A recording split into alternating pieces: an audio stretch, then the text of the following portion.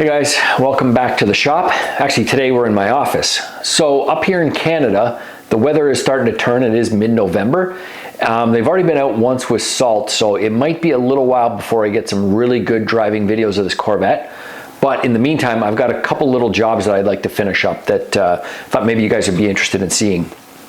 The first one is hooking up the electronic emergency brakes. So how I've typically done that is just with a pair of relays fed through whatever controller that I'm using to control it. And it's just a simple, normally open, normally closed circuit. That for this Corvette, I wanted to do something a little bit neater than that. And what I've decided on is making my own little printed circuit board that's going to be in a 3D printed housing for it, I guess, for lack of a better word. This PCB is about as simple as they can possibly be. It's a single connector printed circuit board and two relays, just in a nice little housing that makes the whole thing look neater. I do have a more complex version of it with its own microcontroller that I am going to test out, but in this case, because I am using the PMU from ECU Masters, I'm going to use that to control the logic side, and then this little PCB is just going to be the dummy relays, which is some very simple connections in it. So when I started out,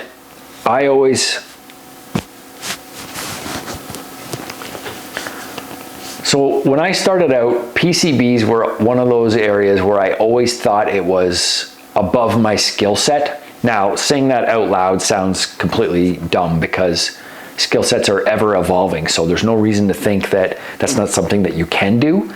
It is embedded into Fusion 360, so if you guys already have Fusion 360, everything you need to make your own printed circuit boards is right in that subscription that you already have to Fusion 360. And with the connected world, I can take that file that I've created, upload it to a PCB manufacturer, and just have it shipped right to the shop. Super simple process. I've used them a few times. I'm gonna kind of walk you through it just on a real high level, but it was a way for me to really neaten up how I did the parking brake circuit. And then, like I said, the logic is going to be controlled through the ECU Masters. So I might touch on that a little bit, but this one more so concerns the printed circuit board, making the 3D printed housing, and just that small little assembly by itself. So first thing we're going to do, we're going to jump into Fusion. I'm going to show you really quickly. I've already done all the design for it, and I never think to film any of that as I'm designing it. So we'll walk back through it. I'll show you the design of the printed circuit board and the 3D printed housing, and then we'll jump into making some of this stuff up.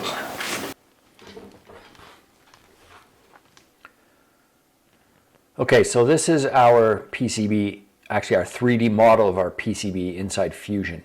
I wanted to show you this, what it's going to end up looking like first, and then I'll kind of walk you back through the little design of this. So very simple. This is our printed circuit board, two 12-volt relays that are soldered to the board, and our single 6-pin connector. So that's the overview of what the board's going to be. Now, if we jump back into our 2D version of it, this is the plot for where all of our components are, but where we start is on our electrical schematic. So this is where we begin. We choose the components that we want. In this case, these are the two relays that I wanted. This is our 6-pin connector. And then I just draw all these traces in as to how I want this circuit to function. So pretty straightforward. Pretty much the hardest part of this is choosing the right components that you want, I would say, obviously, and then making sure that your circuit is correct. Once you got that done, then what you do is you push it to this 2D board, and then you place the components on the board where you want them, and then draw all of these traces on them. Now I made little cutouts in the shape of the board. I did put my logo on there, a couple little fancy things you don't have to do, but again, this is as simple of a PCB as you could possibly get. These red traces are on the top side of the board. The blue traces do feed through the bottom side of the board and just make the circuit. So again, we'll push that back to our 3D model, and that's what our finished board is going to look like. So you can see the traces on the back side of that. These have through hole, so all those components are through hole components that get soldered. I have in the past used surface mount components for a couple other of these boards that I've done, but this one I figured this is the cheapest way, quickest, cheapest little way of doing this one. So from here, what I do is, if this is what you're happy with, I take this component file from the 2D workspace and I upload it to, the one I use is a company called JLCPCB. I've used them maybe 3 times so far and always been very happy with the product. Yeah, essentially all I did was load these components or this file to them. They quote it for me, and then a week later these PCB boards showed up here, silk screened, ready to go. So while we're in Fusion, I will show you the assembly. So this is the PCB populated with all these components. This is the 3D printed housing that we will make for it. So that has the front and the back. So when it is together, it's all sealed up, connector in the front, single melting hole in the back. This will have the melted inserts in the 3D print to connect the 2 halves together. But if I turn that back off, there's the general idea of what we're going to create. So at the end, it's a very simple finished product, very simple in design, but it looks pretty professional in my opinion, versus the way that I used to wire these things. So, all right, so it's been about a week since I uploaded this. I did receive my printed circuit boards today, so let's jump out of Fusion and we will have a look at what we've got. I've got all these components as well, so I think what we'll do is we'll solder one of these boards together and then we'll start 3D printing this housing. All right, so that's our package, JLCPCB. I ended up, you know, because the cost really isn't that much since I'm doing it anyway. I got 10 of these boards, so I'm only going to make a couple of them, but for the cost of them, it was like an extra $5 to get 10 boards, so what the hell while I'm doing it.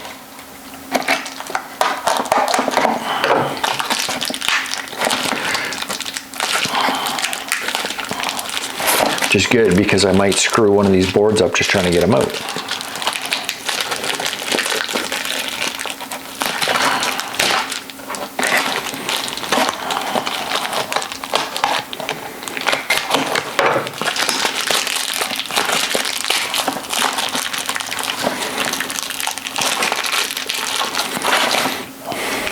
Okay, so pretty cool. There's the board, logo on it. Again, very simple, pretty straightforward looking. Let's take one of those. These are our connectors.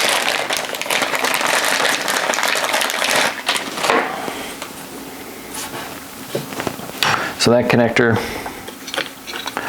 is just going to attach into here. Through hole connectors, so we'll solder them in. I did put the holes through this, so we will screw this connector physically to the board first, so it's a nice rigid connector. And then these are all of our 12-volt relays. So these relays are going to pop right into these guys.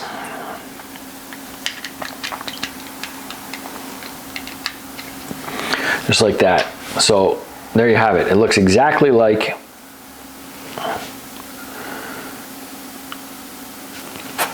it looks pretty much exactly like the little drawing that we had. We'll get this soldered up, then we'll start 3D printing the case.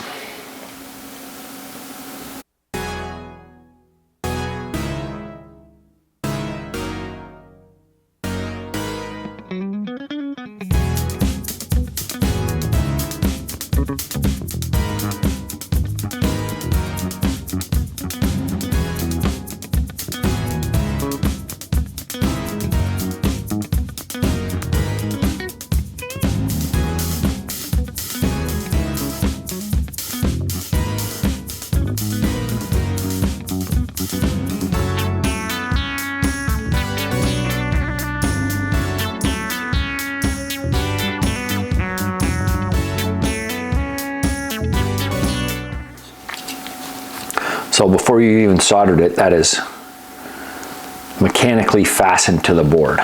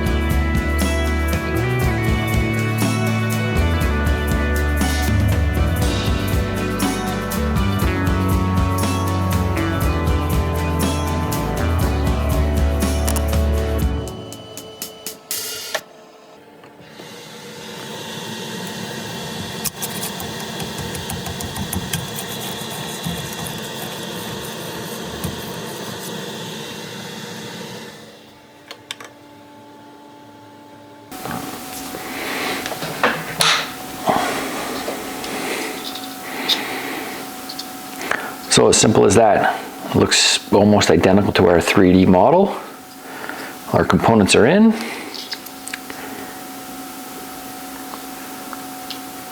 Yeah, looks good. So in the background, I've had the 3D printer running. Set that aside. We did get our two halves 3D printed. This printer that I'm using is a Stratasys Dimension. It's about 600 years old. It does a really good job. It's just a really slow processor, and it prints in this breakaway support material. So it's designed to break away from the print material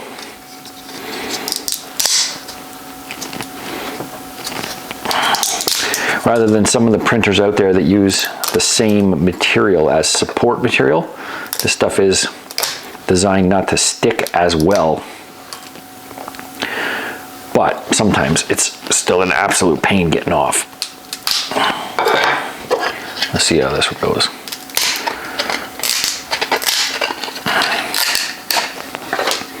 There, so you can see the outside of the case. This is, we're going to put our melted inserts in this, but you can already get a fair idea of that's poking through there. So we'll get the rest of this thing assembled. We'll melt these inserts into it. I'll get this stuff cleaned off of it, melt these inserts, and then we got ourselves a little 3D printed case.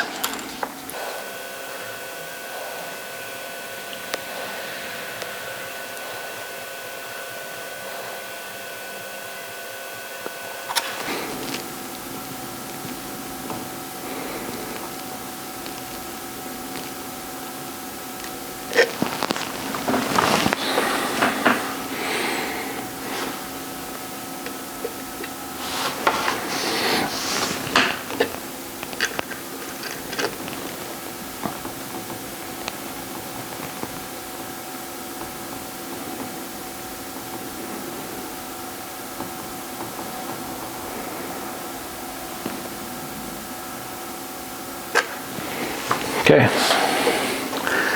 Double check they're all nice and flush. That's that. I really like these. It makes it a very functional print with real threads in them now.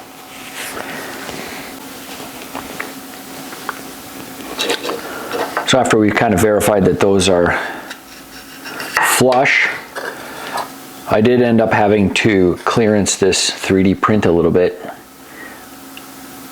Now I know better for next time, but the assembly is pretty straightforward. So this board slides in, fits into this cavity, like so. It's like what our 3D drawing was.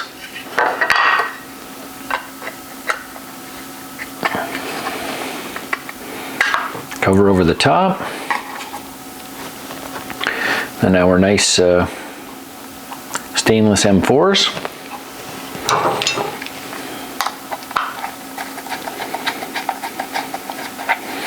Into our threaded inserts. And that's it.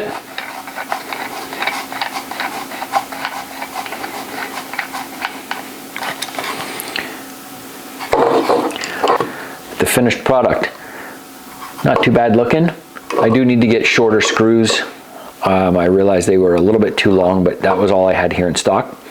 So we're going to call this our mechanical H-bridge. We're going to put this in the car and get her all programmed up, running off that ECU master. So they're going to handle the logic for this mechanical H-bridge, we'll call it.